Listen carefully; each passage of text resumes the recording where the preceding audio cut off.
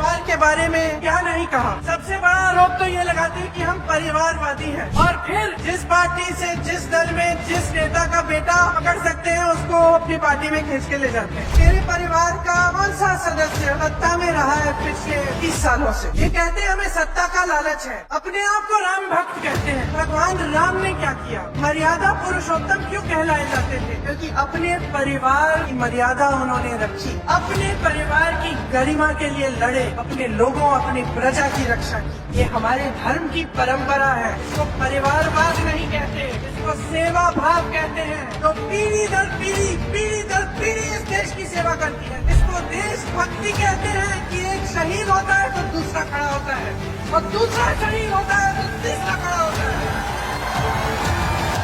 और तीसरा शहीद होगा तो चौथा खड़ा होगा। आप हमें नहीं चाहते तब भी हम सेवा करेंगे, हम मांगेंगे नहीं, हम जितना कर सकते हैं हम करेंगे।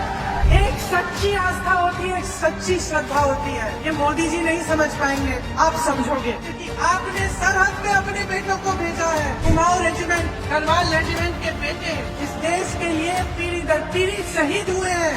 इसलिए आप इस भावना को समझ सकते हैं, मोदी जी नहीं समझ सकते। आप समझ सकते हैं कि अगर एक परिवार इस देश के लिए त्याग करता है, इस देश के लिए शहीद होता है, उसका क्या मतलब है और उसकी दिल में कैसी श्रद्धा होगी।